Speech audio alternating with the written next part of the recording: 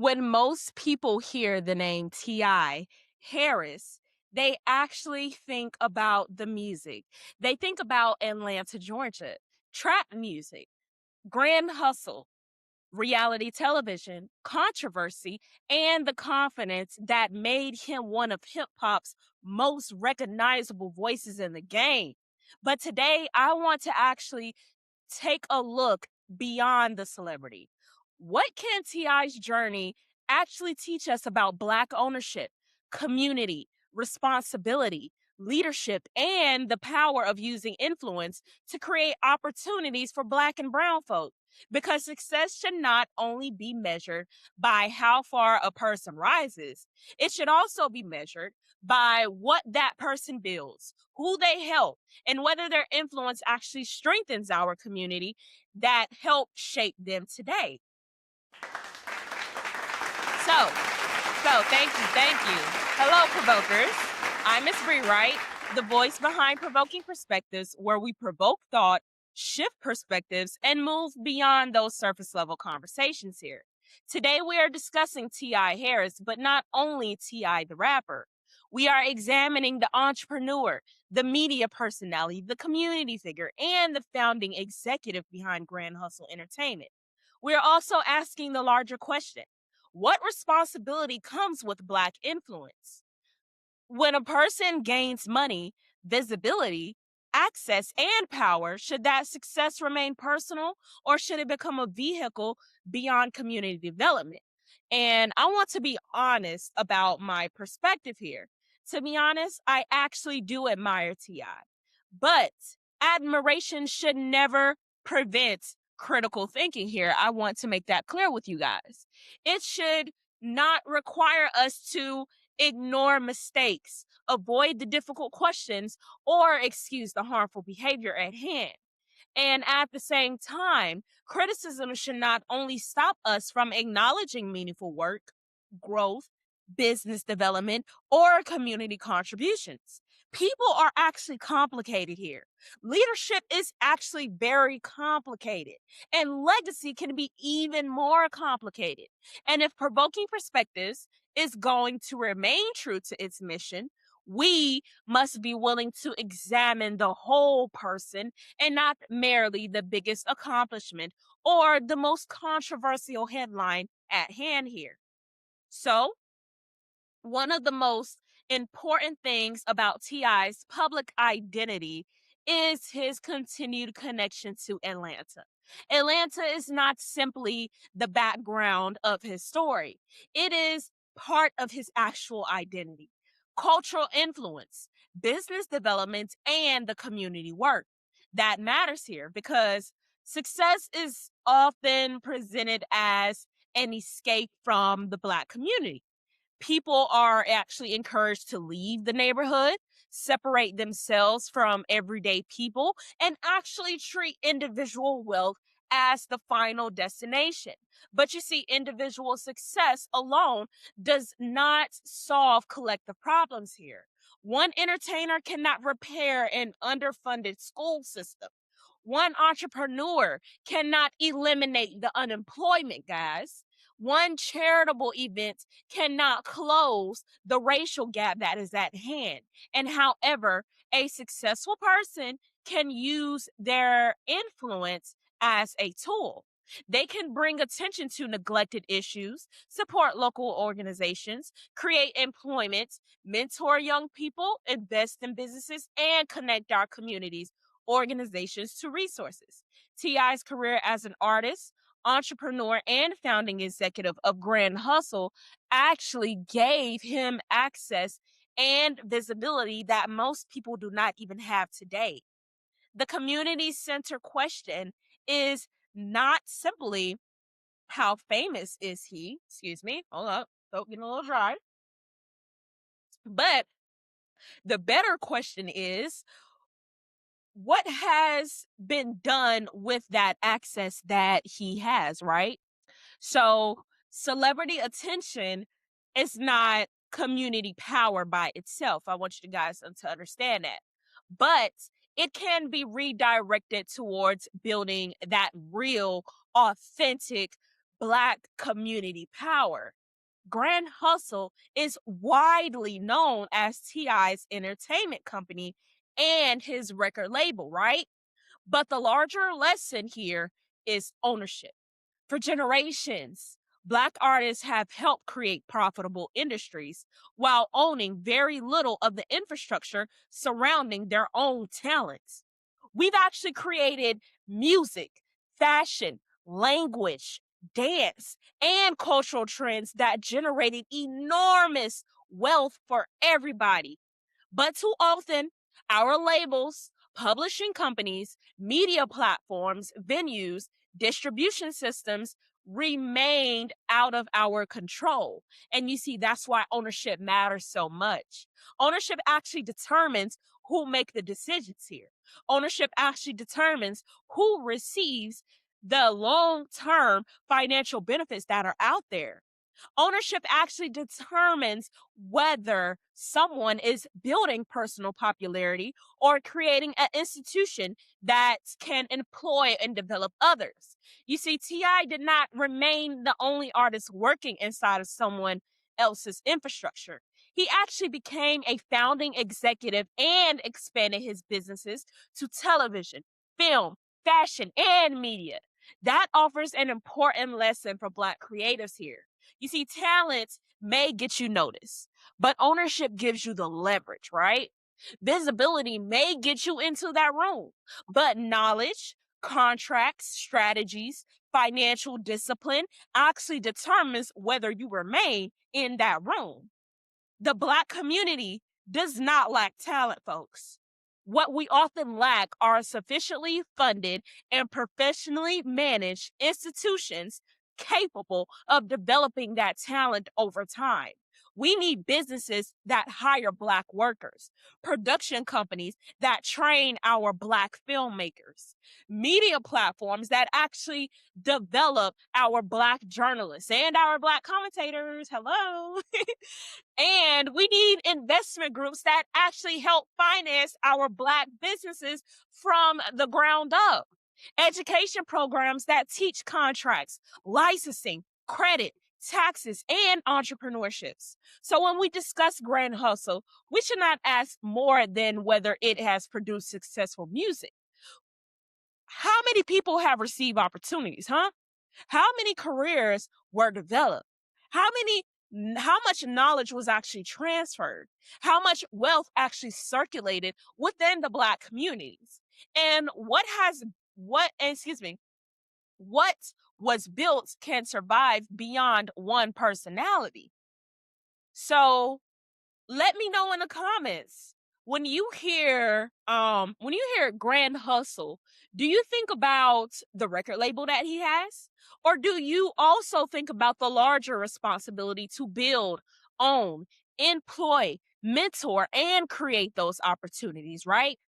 And another part of Ti's evolution is actually the Expeditiously Ti podcast. Excuse me if I said that wrong. Through that platform, he actually entered longer conversations about culture, business, family, identity, accountability, politics, and personal development. And you see, that actually matters, folks, because it's not simply about entertainment. Media, I don't know if you guys noticed, but media actually shapes how Black people are actually seen today, right? It actually determines which stories are repeated and which voices are treated as credible and which issues receive that attention that we all, may crave for sometimes. So, for much of Americans' history, Black communities have had to fight for the ability to tell our own stories. But our communities have often been described by outsiders who did not understand our experiences or represent our interests as a collective. That is why Black led media platforms actually matter. When we control our own platforms, we can talk about Black life without reducing it to crime, poverty, entertainment, or political slogans. We can discuss Black businesses, education, parenting, political strategy, mental health, cultural faith, accountability, and solutions. Long form conversation shows us how a person actually thinks. It shows us, can they even listen? Can they actually defend their own ideas? Can they actually accept correction at hand? Can they actually move beyond the slogans? That part is what I want Provoking Perspectives to represent here. You see, it's not a platform around outrage, not a space where the loudest person is automatically treated as the wisest, but a platform where Black people can think, question, disagree, learn, and develop solutions. Our communities do not merely need more content. We need stronger public education, y'all, better conversations, credible information, and media that encourages people to become participants rather than just spectators. Now, hold on, hold on. I want to talk about community involvement. TI's public efforts have included work through Harris Community Works and partnerships with Atlantic leaders and their organizations, right? You see, those efforts have actually included food distribution, holiday support, and assistance for families experiencing hardship. That work actually deserves real, true acknowledgement here. And you see, when families need food, housing, housing assistances, school supplies, or emergency support, those needs are actually real. But we must also understand the difference between community service and community development. Community service helps people to survive an immediate crisis. Community development actually addresses the conditions, the conditions producing that crisis. A food drive may help a family eat during the holidays. And for example, community development asks why that family is experiencing that food insecurity. A school supply giveaway may help a child bring in a school year prepared, right? And community development asks us why Black schools and families remain under resourced. We need both compassion and strategy, right? Sustainable community development requires more than a celebrity arriving with a camera. It requires our local organizers, our volunteers, our businesses, our churches, our schools, public officials, doctors, donors, parents, you name it, who understands the community and what they actually need. Celebrity involvement can bring resources and visibility. Yes, don't get me wrong. But the community must remain involved in defining the problem, designing the solution, and measuring the freaking results. We also have to discuss the economics at hand. Black communities cannot actually depend permanently on donations from successful individuals. Charity may provide temporary relief, but ownership and economic infrastructure create long-term stability here. We should be asking, where are we spending our money? Who owns the businesses receiving it? Who is actually being employed here with our dollars? Who controls the land and the commercial property that we fought so hard for? Our successful Black entertainers, are they actually investing in Black owned businesses? Are local entrepreneurs receiving mentorship and access to our capital? Are young people actually being taught financial literacy, contracts, business management, and wealth involvement management? Representation matters. It is actually meaningful for a young Black person to see somebody who actually looks like them to achieve a certain height of success. But representation without that infrastructure can actually become inspiration without opportunity. And I'll say it one more time because I got to repeat myself for those of you who can't hear me like that. Representation without infrastructure can become inspiration without opportunity. A child may see a successful entertainer, right? But can that child access a good school, mentorship, affordable housing, or even the business opportunities that are out there? You see, our goal here must be greater than producing a few exceptional individuals. Our goal must be developing communities where access becomes more attainable, sustainable, and less dependent on luck or celebrity. Now, admiring a public figure does not mean surrendering your critical judgment. That's not what I'm saying. Positive community work does not erase every controversy. Business success does not excuse the harmful behavior. Talent does not actually remove the need for accountability. That is not hatred, that is leadership. That accountability should actually be principled and consistent. We should not blindly worship these public figures that we put on a pedestal.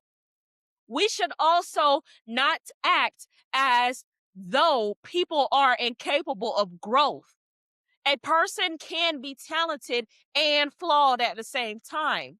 A person can serve the community and still need correction at the same time. A person can actually make serious mistakes and still demonstrate change. A community-centered approach asks, what responsibility is actually accepted? Was harm actually even acknowledged? Was behavior even changed from the get-go? Was lessons actually learned here? Leadership is not proven by claiming perfection. Leadership is proven actually by accepting responsibility and making the corrections and demonstrating growth through through some actions, right? Some new actions. So why do I admire T.I. Harris?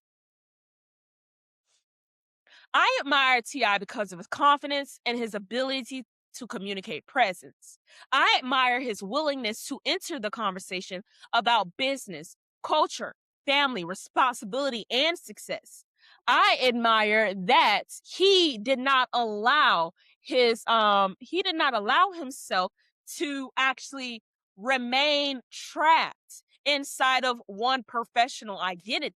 He actually became known through his music, but he actually expanded into entrepreneurship, media, television, film, fashion, and community involvement. And that's a very important thing to note.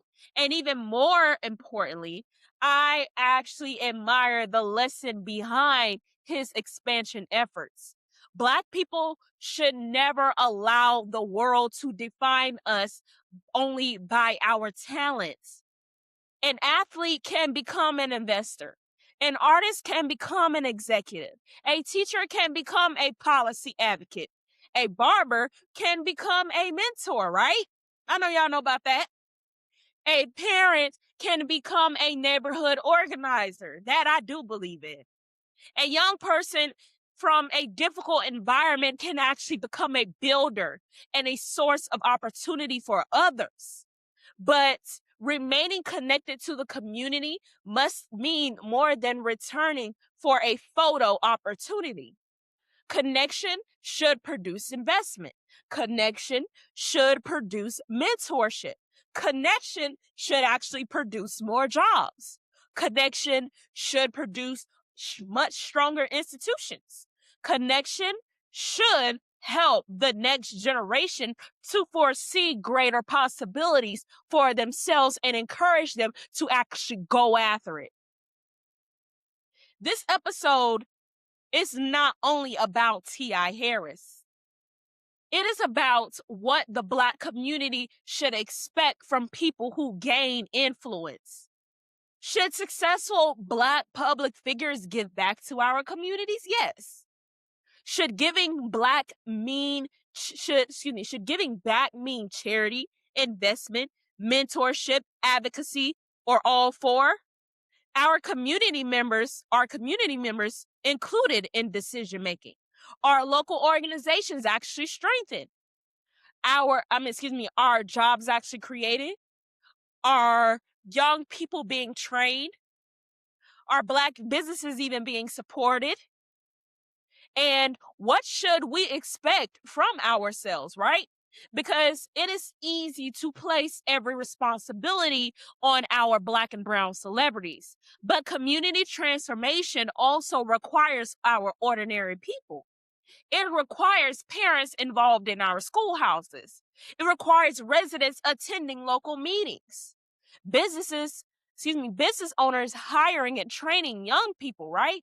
Voters actually studying policies instead of following personalities. Churches actually should be addressing community needs. Professionals should actually be mentoring. And consumers should actually understand that every dollar that they spend supports somebody's economic ecosystem.